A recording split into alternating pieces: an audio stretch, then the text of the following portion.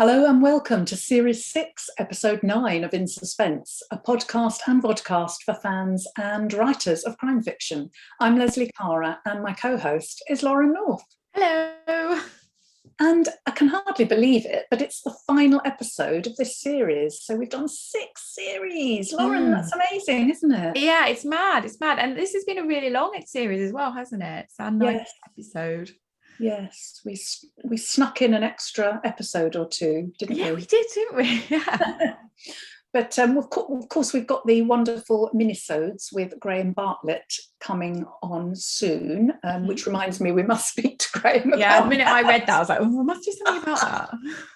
And also, we spoke to him recently. He was a guest on the show, wasn't he? Talking about his brilliant police procedural, Bad for Good, which has done really well. Yeah. And he also talked to us about authenticity in our books when using the police. So that's what he'll be talking about in the series of minisodes. So I can't wait for that, actually, because I think that'll be really useful. I think they will be really useful, yes. Useful for us and useful for our listeners as well, definitely. Yes, it will be, hopefully. It was lovely, actually. I'm going to try very hard not to continually talk about Harrogate, but it was lovely for everyone who came up to me and said how much they enjoyed the podcast. Thank you very much if you were one of those people. Everyone was asking about you, Leslie, as well. But, yes, we'll talk about Harrogate in a little while, won't we? Really? We shouldn't. We have to. That's have to be done. But yeah, we also recently talked to Lisa Jewell, didn't we? She was a guest and talked to us about The Family Remains, her amazing sequel to The Family Upstairs. And we also talked about the truth about Lisa Jewell, the book by Will Brooker. So that was great. So if you haven't tuned into either of those episodes, the Graham Bartlett one or what was it called, Sequels and Villains, the Lisa Jewell one, then do tune into those because I think they're really good.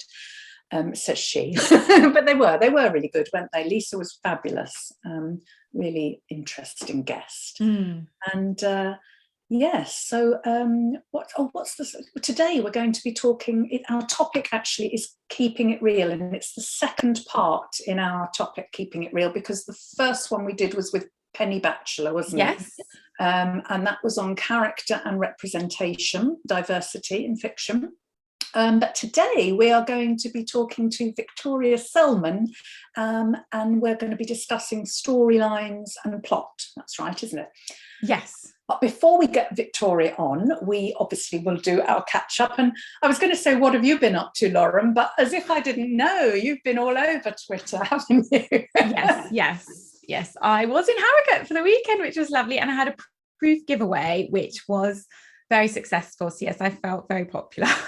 So yeah, it was wonderful to interact. I got to meet Graham Bartlett and I got to meet Penny, and it was just it was a lovely few days. But as I was just saying to you, I am still not recovered 3 days later, so it's not for the faint-hearted. It really isn't. No, it was lovely to see you, and I was so sad that I couldn't be there for your proof drop because it looked amazing. And I've been to Harrogate every year really since 2017. So, but circumstances conspired against me this year with my parents, and I would have only been able to stay for one night. So and I was broken actually after my week. I went for a holiday in Barcelona, which was lovely, but it was quite tiring actually. I think I needed a holiday to get over the holiday because it was so busy, so hot. So full on, we were doing lots to see in Barcelona as well. Lots to see, lots of walking. We did lots of swimming as well. So it was great, loved it, but was tired. And then, of course, had one day home, and then I was off on a little book tour with Tess Gerritsen. So that was lovely as well. That? But busy. And how did the book tour go? Oh, it was fantastic. And Tess Gerritsen is so lovely. And I love her books. I love her Rizzoli and Isle series. And she writes brilliant standalone thrillers as well. And we got on really well, and it was fabulous. We did some great events in Brentwood and also in Liverpool. That was great, doing one in the Liverpool Waterstones on that little stage with the backdrop of all the Beatles lyrics on the back. Yeah, it was fabulous. And we did some book signings in Birkenhead and Chester, and it was just nice, I mean, it was the Tuesday, which was when we did the Brentwood, was the hottest day of the year. Of course, you weren't supposed to. Yeah, of course, that's and I was actually late. I was late for the event. I mean, it was awful, but it worked out fine in the end because we left really early because Rashid drove me to Brentwood, and then Tess and I were picked up that night and driven off to London. But how glamorous! I know. That night, the Tuesday night, Rashid drove me to Brentwood, and that would normally take maybe an hour and a half from our house. So we left 3.5 hours earlier than we should have done, and we were still late because part of the A12 was shut. Yeah. And so I was really embarrassed and stressed. I was sort of texting. I mean, it was fine. I was in contact with them, and they said, they were fine. They were happy to wait because it was a lovely air-conditioned shop. Oh, nice. But can you imagine how stressed I was getting to spend 15 minutes late? Stuff like that gets me really stressed. So, and then it was straight into it, but it was fine. It was lovely. And my bra strap's showing. I can't see. Those of you who are listening only are very lucky that you can't see me adjusting my bra strap. But yeah, so it was great. But so Harrogate was full on, wasn't it? You had a brilliant time. Yeah, no, I've just been clearing my desk a bit because I'm going on holiday myself next week, so I'm trying to have no work to do, which would be nice. And your new novel, All the Wicked Games, is coming out very soon, isn't it? That's coming out in ebook on the 11th of August and 1st of September for paperback. Yes, that is happening very soon. Yeah. It's all happening, and I can't wait to read The Ugly Truth. Thank you. Yes, I will add you to the list. I'm putting a list together today for the publicist to say who wants. So yeah, it looks amazing, and you've had some brilliant endorsements already. So far, I'm feeling really excited about it. So it's just still feels like such a long way away, doesn't it? I know it will fly by and everything. It will fly by. Yeah. Yes. And so what about this topic then? Keeping it real, storyline and plot.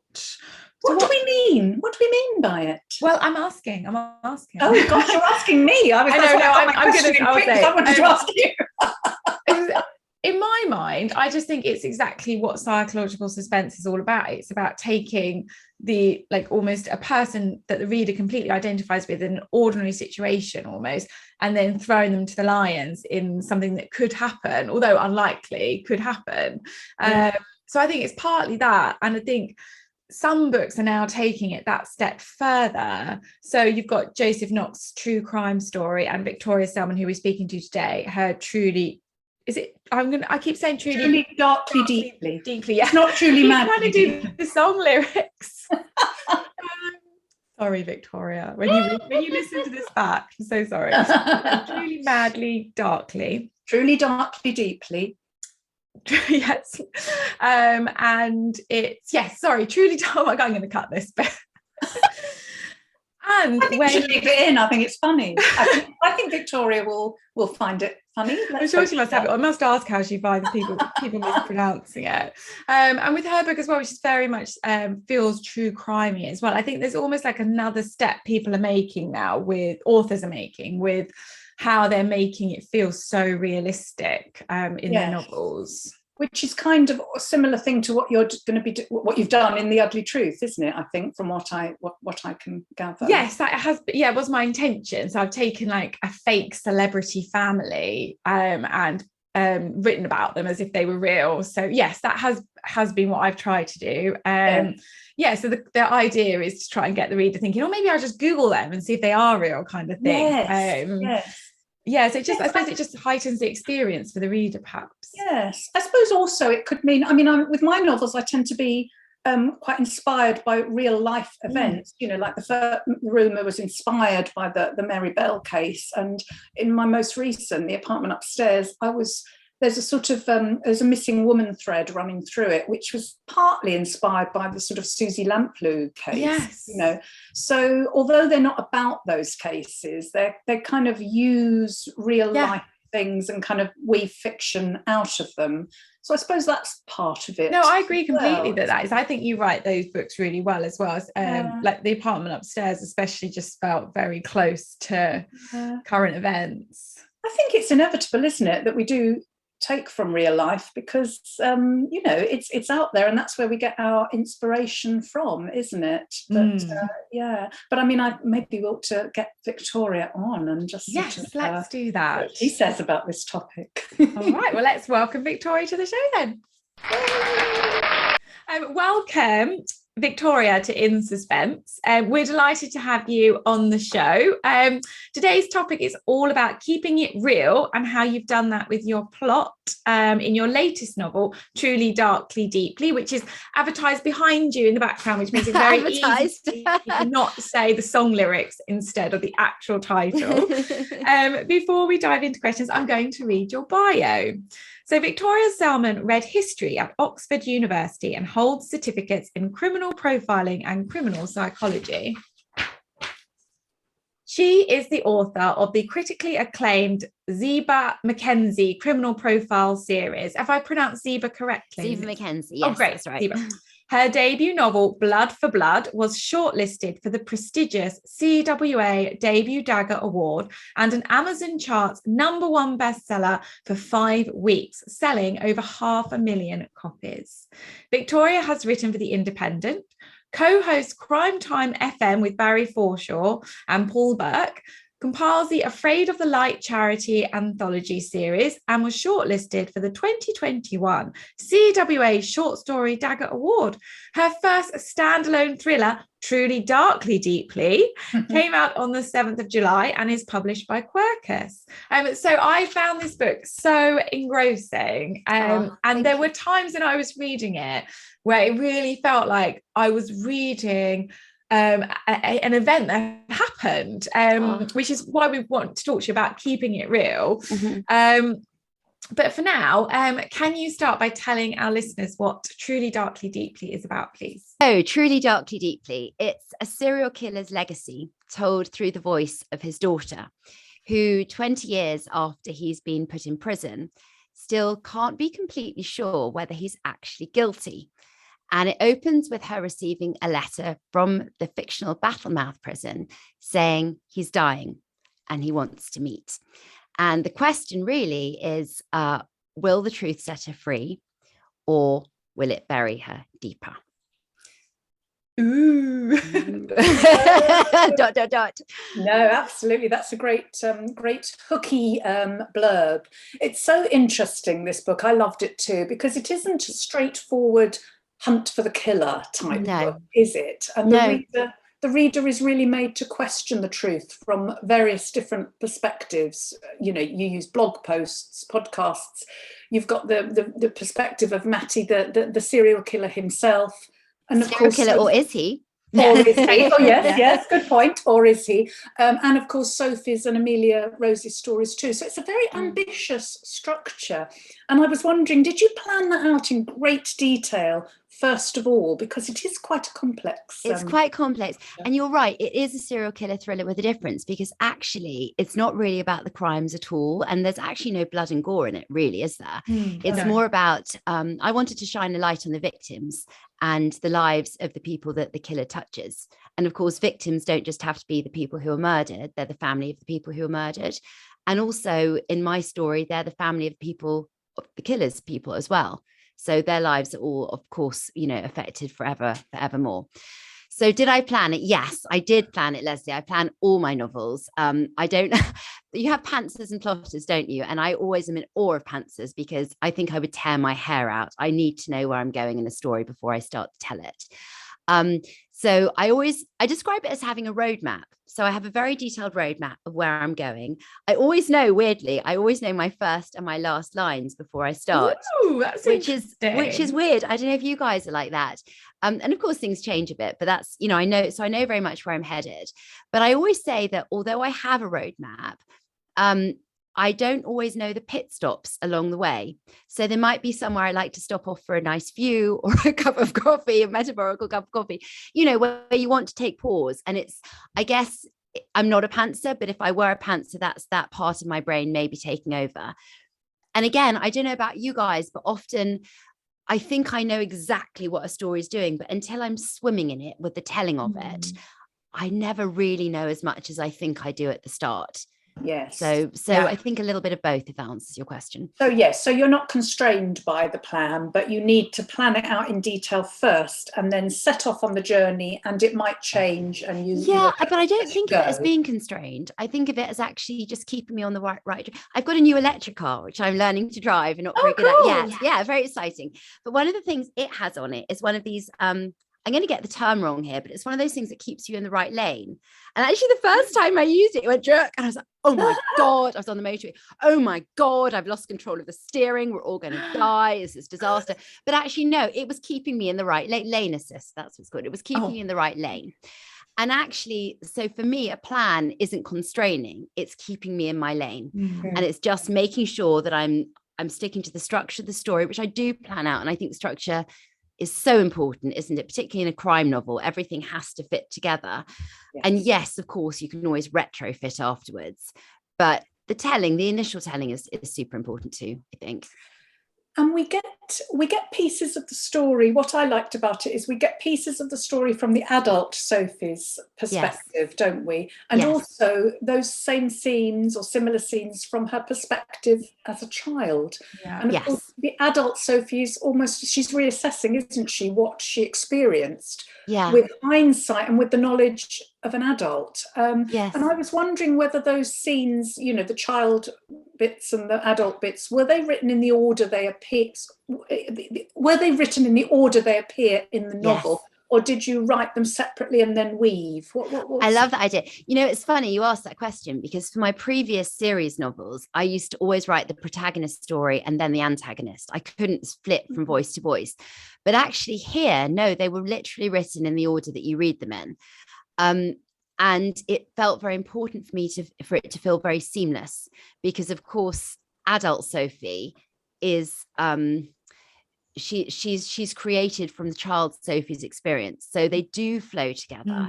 And I wanted the effects to be very clear, but what that means is both timelines, I think, have even the child's point of view have a slightly retrospective feel. And that was important too, because I think it's quite difficult. I mean, you do see the child timelines through the eyes of the child, and that's important because she can't have the understanding that the reader has, knowing what comes next. But there is also that reflective element, so you will have it slightly interspersed with the adult voice questioning what was really going on at the time. So there was a scene where Mattie reassures her, for example, that so sorry, I should reverse a minute. The killer in the book is targeting women who look exactly like Sophie's mother. So Sophie is, of course, nervous that means her mother is going to be targeted. I mean, these are women from all walks of life. There is no reason her mother shouldn't be one of them. And Mattie reassures her, and he said, I don't remember the exact words, but it's words to the effect of, don't worry, your mum's safe, Sophie. Nobody's going to hurt her. And at the time, child Sophie is reassured, this father figure, which is what Mattie has become for her, has made her feel safe. But then in the same chapter, the adult voice slightly superimposes and says, I felt reassured then, but now I can't help wondering how was he able to reassure me with such confidence? So you have that dual element in a way. Yeah, it's so fascinating, and I loved child Sophie's perspective, and you were at the time like, no, that's not quite how it was. So it really added that tension, and as you say, that sort of sense of the victims involved and how it touches them, and how it touches their whole lives as well, like even going forward from that. So, and we saw that because you can't move away from it, can you? And we saw that in adult Sophie, didn't we? Yes. I mean, if you've loved somebody as a father and you can't even be sure, and this is the worst part for her, she cannot be 100% sure he was really guilty. How can you ever love again? How can you ever trust again? How can you even trust yourself? So that is a definite hangover, I guess, from her experience. Absolutely. So our topic today, keeping it real, plot and storyline. So your novel, as we said, reads quite like a true crime novel. And I wondered, was that your intention when you set about thinking about this book? Did you think, right, I'm going to write it like a true crime story because you're quite fascinated in that? Or did it just sort of come about on its own? I think a little bit of both, actually. I love true crime. I don't know what that says about me, but I love it. And I love Cara Hunter as well. And of course, she does that a lot, doesn't she? Also using real media. And I think that works brilliantly with her novels in terms of making them feel real, literally. You feel with her novels like you're literally working on the investigation alongside her characters. And I wanted that feel, but I also wanted a way to question Mattie's guilt. So that's, although, like I said, and I stand by it, it's not a book about a serial killer. The suspense comes from, is he or isn't he guilty? And with a small cast of characters, which I have, I mean, there's very few characters in the novel. You've got the mother, you've got Sophie, you've got the dodgy neighbor, you've got the mother's friend, and you have a few people at school who are sort of playing cameo roles. You can't really only have those people questioning. It's not enough. So by widening out the camera, is that the expression? We were talking about brain fog, Lauren, before we were recording after Harrogate, and this is definitely my problem today. But by widening the camera, by panning it out and bringing in other voices without having to muddy the small cast of characters, it enables you to question a lot more, I think, and also to show that questioning is going on broadly within the wider world as well, because this is a notorious case. 20 years later, people are still talking about it. So having these blog posts from the present day even obviously highlights the fact that it's still very real and current. Yes, no, it's an excellent device. And Lauren and I touched on this earlier in our little intro that we recorded earlier, because Lauren's novel that's coming out next year, The Ugly Truth, uses a similar sort of device. It's about a fictional celebrity, isn't it, in a true story, in a true crime story style. And we were wondering, how do you think writing a fictional true crime style novel actually changes the reader's experience of the book? Or do I think it's a really interesting question. And I think I can only respond by thinking about what some of the people have written to me saying and on reviews. And actually they echo a lot of what Lauren was saying, which is this felt like a real story. It felt like I was reading something that had really happened. And I suspect that's probably why, because I mean, obviously I wasn't using real newspaper titles. I was told not to do that, and real blog titles, but you can get a feel for things. I mean, you very clearly get a feel for certain tabloids and broadsheets that you might recognize in terms of the style. And it just, hopefully it does make it therefore seem like a real thing. And hopefully it makes the reader play armchair detective a bit more as well. Yes, and I love the fact that, I'm always fascinated by the different newspaper angles. I use that in the room in terms of the tabloid reports and the more sort of serious broadsheets. Yeah, I guess that's a useful thing to say. But in terms of the different perspectives, and you can see how the public can be swayed by whatever bias that the paper or the news source gives. It also reflects, doesn't it, the different opinions as well, and it's not just one. And I think you did that really well in the room. I remember that was something I really enjoyed about your book as well. But yeah, it's not just one narrative. And even if you're telling, I mean, we learned to remember doing this in history GCSE, but it's like the same event viewed through two different eyes will come across as two completely different events. Yeah. So it's that feel as well, I think, even through the newspapers with their different slants, their different audiences and so on. Definitely. I mean, do you think this is a whole new subgenre? Because quite a few novels are starting to use this sort of style, aren't they? We've started something, Leslie. I don't know that it's a subgenre. I think it's maybe just another way of telling a story. I think true crime is something that a lot of people are tapping into. It's certainly something, even in my series novels that I was doing as well, but definitely comes out more in Truly Darkly Deeply, I think, partly because I'm also tapping in a lot to real life serial killer cases. So people who are familiar with true crime, when they read Truly Darkly Deeply, will recognize hints of other characters. I mean, the Zodiac, in terms of the writing to newspapers, is an obvious one. The Green River Killer had a child. Dharma, like my character, was incredibly attractive and charismatic. So you get a lot of that. And there are a lot of authors who are doing it brilliantly. I mean, Catherine Ryan Howard's one that springs to mind. I love her books, and they're all, of course, rooted in true crime as well. Yes, I do love her as an author as well. I think you're right. I think it's interesting how we throughout our novels tap into the things that we like. So like we all like a little bit of newspaper articles, and then in the next bit we'll take it that bit further. I think that's definitely, I've always had like transcripts and WhatsApp messages in all of my books, and then I've just got that bit further with the ugly truth. So I think you're right, you do just you do it in your other new book as well that's coming out, that I really enjoyed. Remind me, the game playing book. And all the wicked games. Yes, which I loved. And you do that with text messages, and I love that immediacy. And I don't think I use text messages actually in True. No, I don't, because of course it's set in the 80s. But I love, with all those devices, I love the immediate, I mean, emails, all of that kind of thing. It's the immediacy, isn't it? It brings reality as well, because we are all so dominated by our phones and WhatsApp and emails and Twitter messages, and like we checking our Twitter. phones. I hate Twitter. Yeah.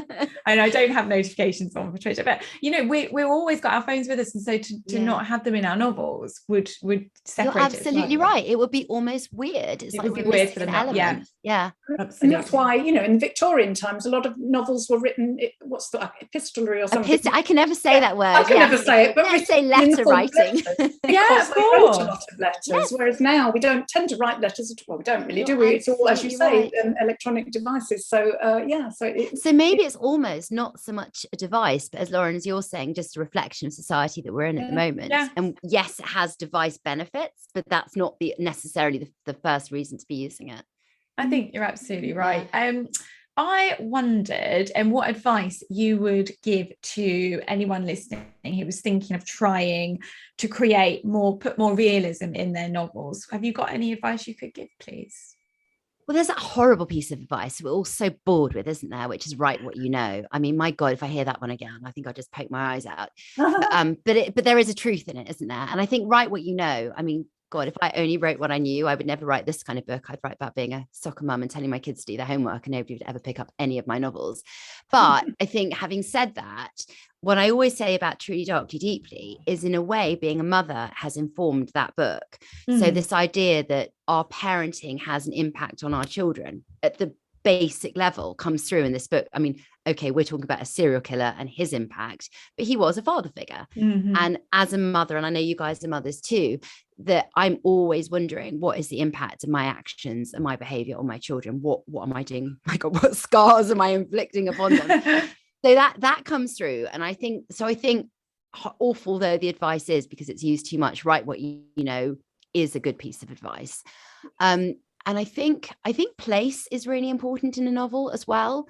So for me, my novel is actually set in two places, so Massachusetts and North London. So my character moves from Boston when she's 6 to London, and this is playing on the idea about siderhood and the fact that they're very isolated and therefore possibly susceptible to the lure of a character like Mattie Melgren. But it's also rooted in North London.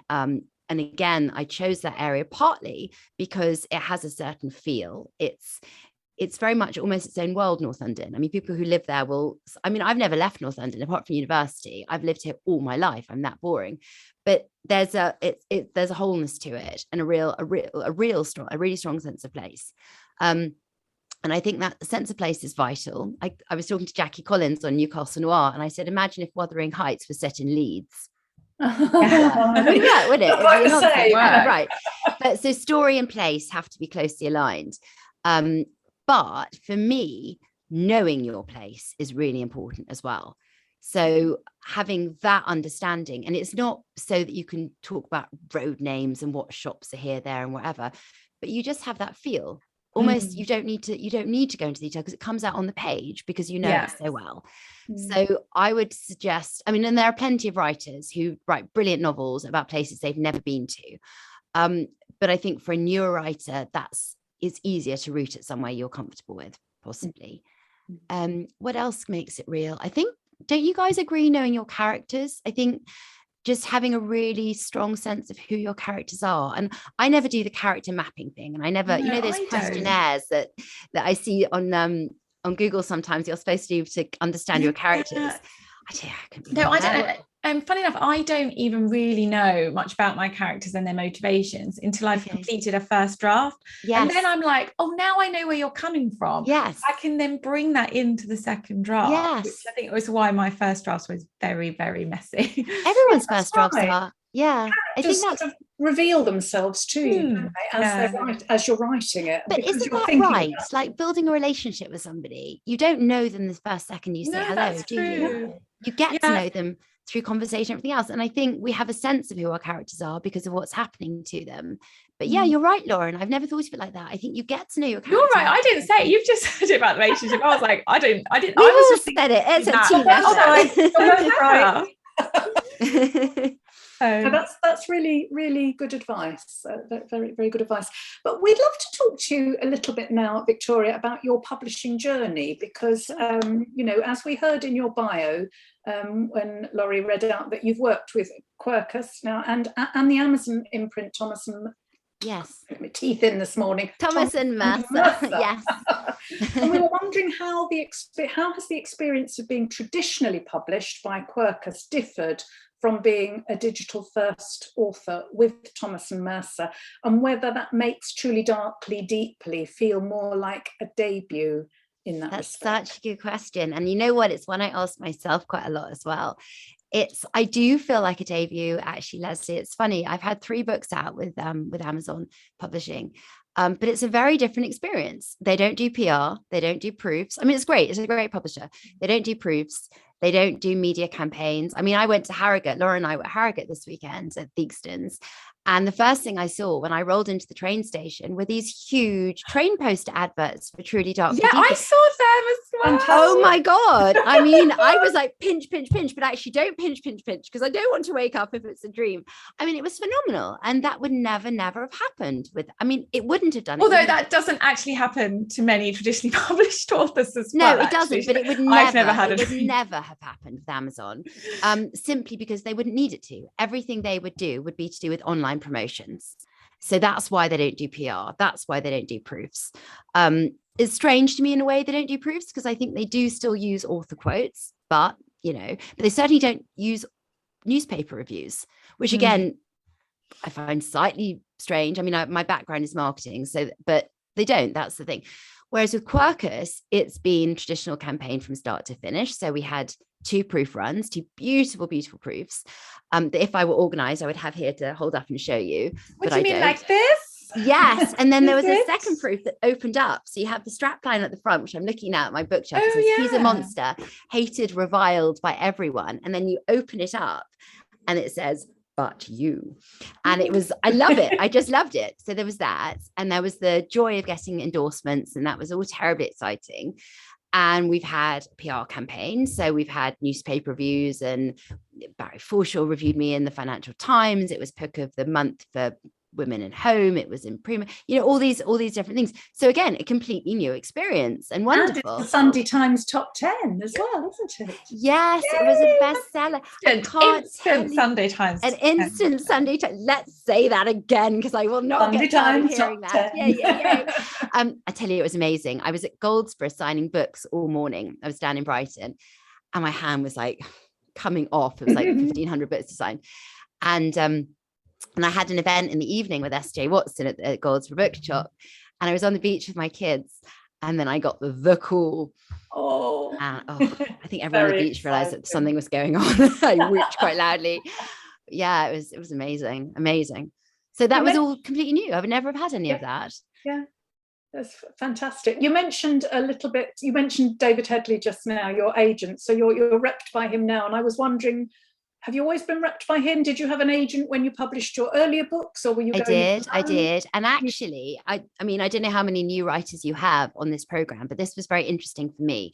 So I was previously repped by an agent at Curtis Brown, and she was great. But then after a point, the relationship stopped working. I loved her to bits. She was a wonderful person. We always got on very well on a personal level. But sorry, there's a road drill going in the background. I hope we can't hear it. Don't worry. You can't hear it. Oh, good. Okay, just me. But so after a point, the relationship stopped working. Our working styles were no longer aligned. I'm a very fast worker, and that didn't work for her. So feedback took a very long time to come through. And this is my advice for new writers: is it's very hard. We all know, we all remember with some trauma, I think, how difficult it is to get that first agent. It's ghastly, isn't it? That awful roller coaster. And so for a while, I was very nervous about leaving because I thought that was what was going to happen again. But it came to a point where I knew, no, I have to take my career into my hands. And if I want to move forward, I need to be brave. And so we parted very amicably. And this is my fate moment. So I have a friend, Mike Craven, MW Craven, who's represented by David. And I dropped him a line. I said, look, I'm looking for representation. Do you think you might show David my bio? And he said, sure. And David messaged me later that day and he said, fancy a chat? So I said, yes, please. And we spoke for half an hour. And after that call, he signed me. And he said, and it was because he'd read my previous books and he really liked them. And I told him the premise for Truly, Darkly, Deeply. And he said, I need to represent that book. Brilliant. I need to represent you. And I was like, great. Because I think it's one of those topics that isn't talked about very much, isn't it? Exactly.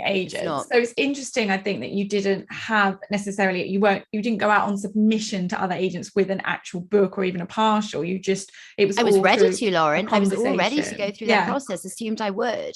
And I think having been published already, it means the experience is different, but I hadn't realized that.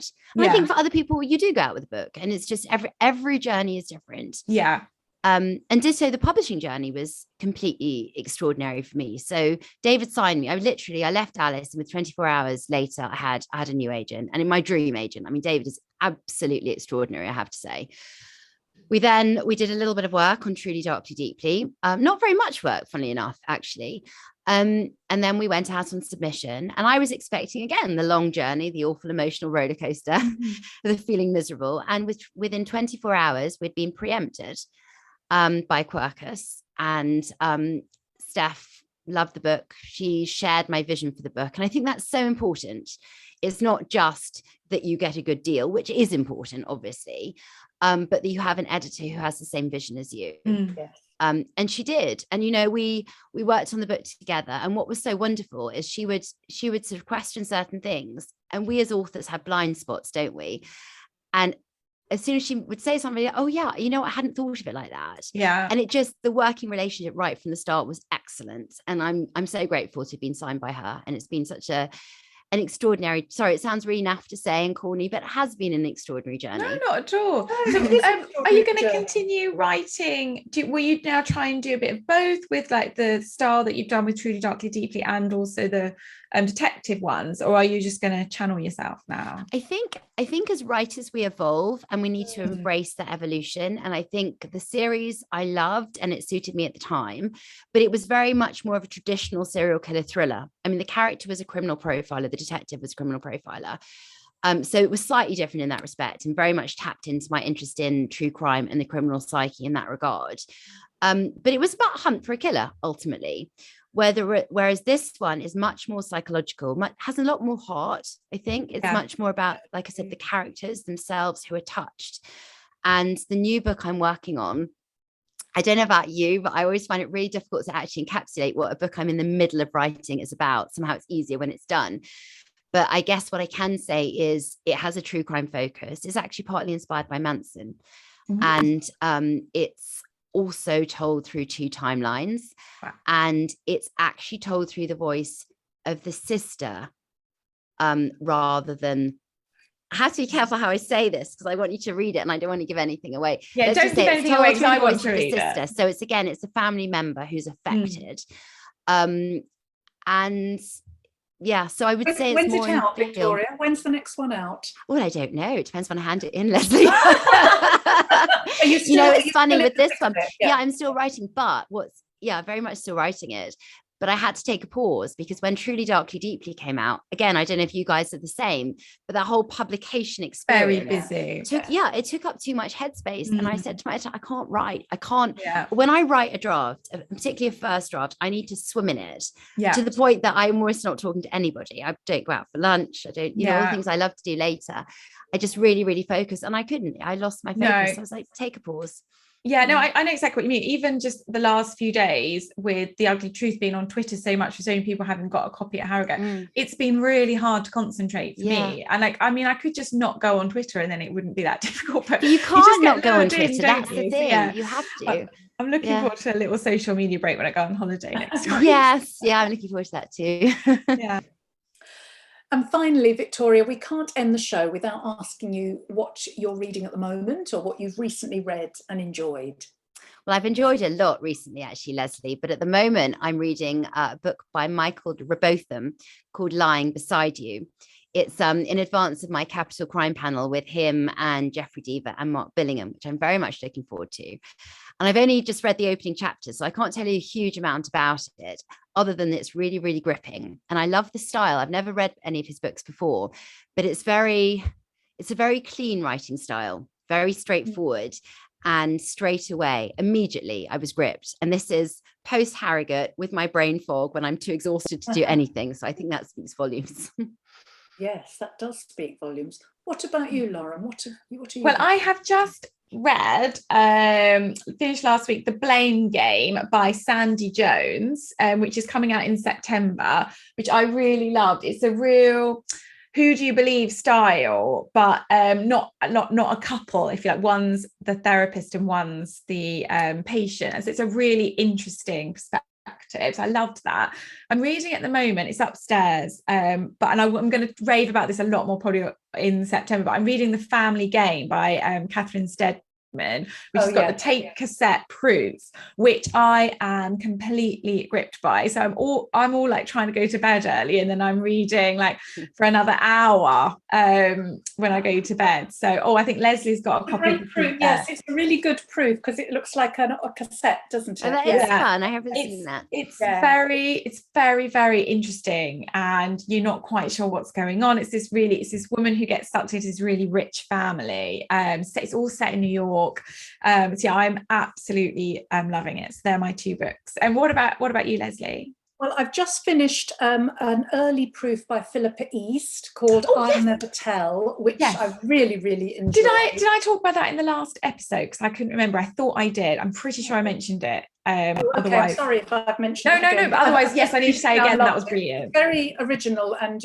told the whole thing about music and concerts and competitions and violinists. It's brilliant. I loved it. Really sort of sucks you in and gradually sort of gets you hooked. I loved it. It gets you hooked straight away, but I mean, it gets you really into it. I really enjoyed it. That. And I've been sent another proof by BP Walter, or Barnaby, who was at Harrogate, the dinner guest and the woman on the pier, and his latest, which is, I think it's coming out in November, but don't quote me on that, is called The Locked Attic. So I'm looking forward to reading that. Excellent. And not crimey. I mean, am I allowed to talk about non-crimey? Yeah, of course. I've treated myself to some. So I've got. Well, that was something I was given by Alison Barrow. We All Want Impossible Things, Catherine Newman. So I'm lovely. very much. I love the picture of that Sicilian lemon tart. I mean, I just love what it says on the back. Edie wants an obscure Italian lemon cake. Ash wants hot sex in a cupboard. I mean, my goodness, I want to read that. Well, maybe. And I couldn't resist picking this up. I don't know if you can see that under that. A Tidy Ending by Joanna Cannon. I love Joanna Cannon. Yeah, it's beautiful writing, isn't it? Yeah, and gentle and wonderful. So so that's on my plate at the moment. Lovely.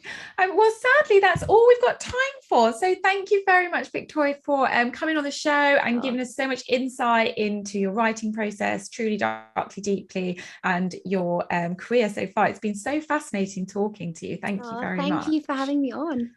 And Truly Darkly Deeply is out now, and it's a fascinating read, so do check it out. Today is our final episode of Series 6, as we said, so we're taking a break for the summer, but we'll be back in September with lots of fantastic guests, which Leslie and I will be arranging this week for sure.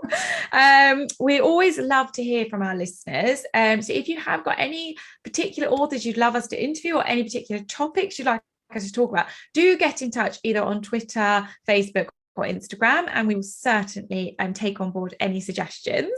But that's it for the series. Yeah. Which leaves me with the final task of saying goodbye from Victoria. Goodbye from Lauren. Goodbye. And it's goodbye from me. Bye. Bye.